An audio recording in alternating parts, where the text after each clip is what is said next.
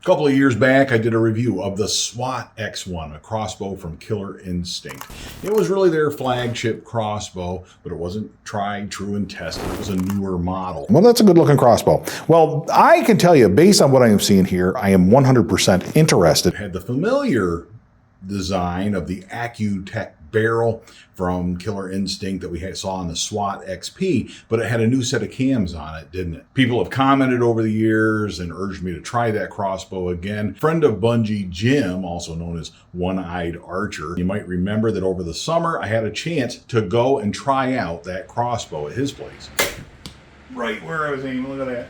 I can tell you put it on the 60 frames per second here. Oh, of course, yeah. You got to have 60 frames per second with a sweet crossbow like this.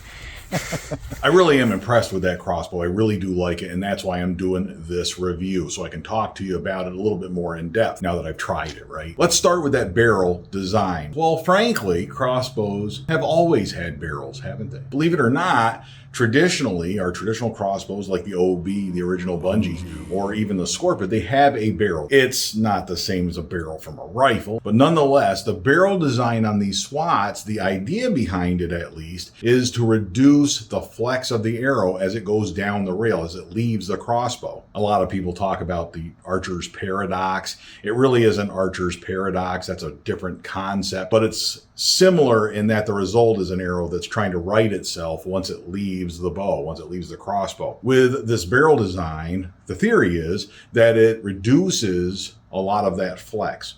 It reduces the need for that arrow to try and right itself, to correct itself in flight, because it's leaving the crossbow perfectly straight. Personally, I don't know if this is really that much of a problem with modern crossbows. I don't know. I'm not a crossbow engineer. I'm not a crossbow designer. I'm just starting to do the high-speed video, right, that you saw during Crossbow Appreciation Month here.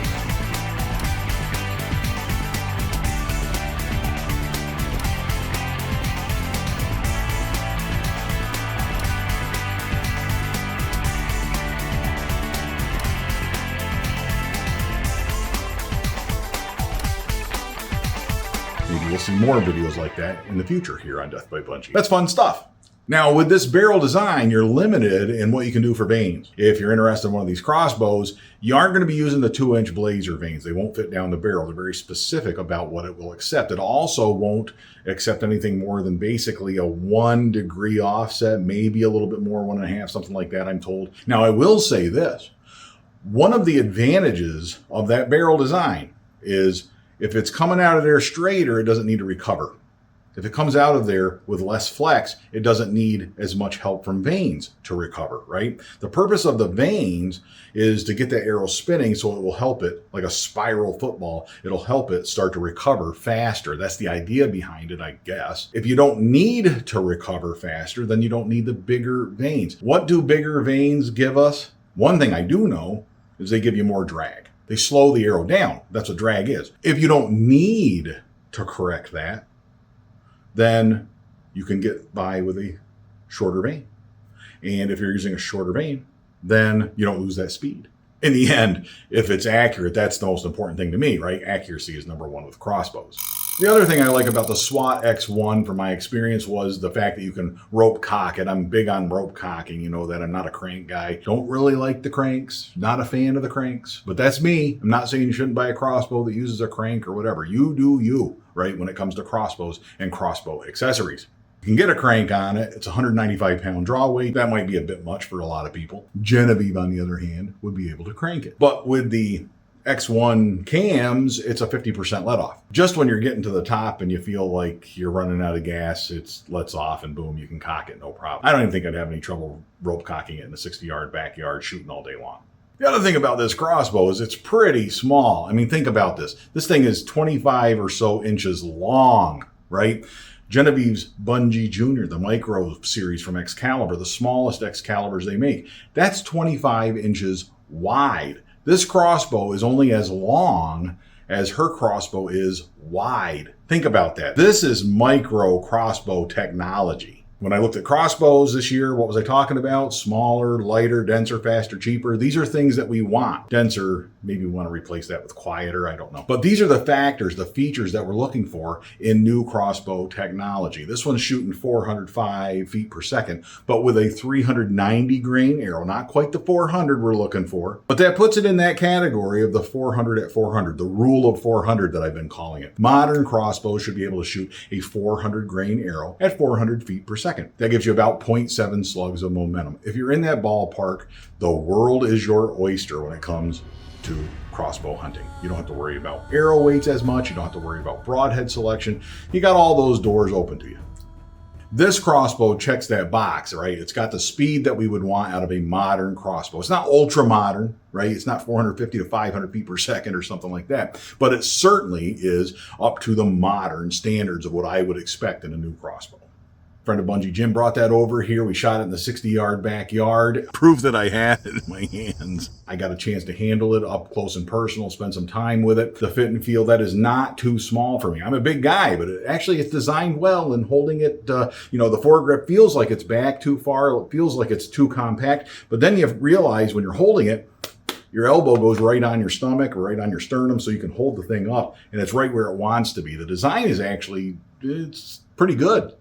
To me, the uncocked width is what we really want to talk about when we talk about how wide these crossbows are. The cams, when uncocked, that's what's going to hit the tree next to you. That's what's going to hit the edge of the blind or whatever. So really, the uncocked width is what really gives you an idea is how much room you have. Cocked, it doesn't really matter as much to me. It's interesting to know, but it really isn't the whole story. This crossbow, I think I made a joke when I was reviewing this before. You shouldn't use the term wide anymore with these new crossbows. This one is 13 and a half inches narrow, just over a foot wide, uncocked. That's a small crossbow. Can you imagine sitting in a blind? You have a lot more options. I'm a guy that hunted for going on 14 seasons now with the OB, the original Bunjie, a crossbow that is 36 inches wide, right? And 34 and a half inches long or so, but 36 inches wide. I still managed to hunt out of a blind, no problem, but you're really looking forward or really stuck with what's in front of you with a smaller crossbow like this. I can see myself maneuvering, shooting off to the edges a little bit more because you've got so much more room with that crossbow. Shooting this little crossbow is a dream. Let me tell you what, it snaps. It's a snap. I showed this in slow motion. You pull the trigger on that crossbow and the vibration stops almost immediately. Now that makes for a much nicer user experience. Less vibration is a much more comfortable crossbow. That to me is part of that lighter, faster, denser, cheaper, blah, blah, blah. Those different things we're looking for in new crossbow technology. However, right, we talked about impulse theory. And my concern, I mentioned this in the other video, one way to improve the life of your crossbow is to make the vibration spread out over time. If you stop all of that vibration at once, impulse theory, the theory is that means all that vibration has to be absorbed by the crossbow right now. And the problem with that is sometimes it pushes that crossbow over the threshold of what it can withstand. And with these modern crossbows, they're built a lot closer to the line, to that threshold. So on one hand, that kind of makes me a little nervous. It stops too quickly. Impulse theory concerns me because it might suggest that crossbow now has to absorb all of that energy all at once. And I mentioned that in that other video. But I've thought about it and I ran some numbers. The calculators that we put together with the help of a friend of Bunjie, Gary, old grumpy hunter, helped me put together all these great calculators. And some of them measure crossbow efficiency. Did a whole series of videos on that in the past. Go check those out. This crossbow, when you type in the specs, it's pretty efficient. What that means is you got a certain percentage of energy that is put into the arrow at launch, right? We look at the original Bunjie, and the original Bunjie puts a certain percentage of the energy into the arrow, but the rest of it is left in the crossbow, and that leftover energy is what does damage to the crossbow. We look at the Bunjie Junior, a more modern Excalibur, and that still leaves quite a bit of energy in the crossbow to do damage. And we had broken limbs on that crossbow, didn't we? Contrast that with the Scorpid, a reverse draw crossbow design. The crossbow design is different, and that crossbow shoots faster than those other two crossbows and has a lot less energy left over after the arrow leaves the crossbow. a lot less energy left over to do damage to the crossbow.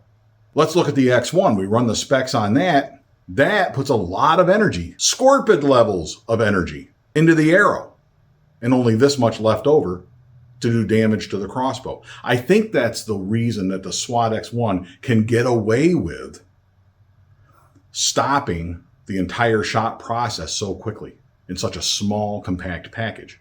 It's putting most of the energy into that arrow.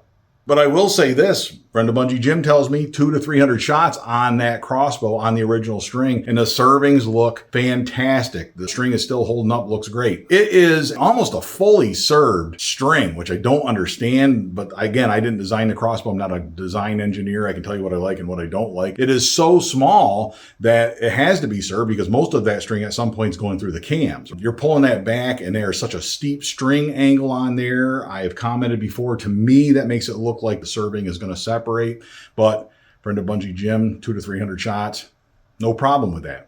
One of the things I wasn't so sure about with this, whether I like it or not, the safety design is back here. It is a bullpup design, again, smaller. You know, that's just the way they're going to be if you're going to go to a small crossbow, one that's that small, that's that short. That safety, however, slide it forward, perfectly silent, not a problem with that at all.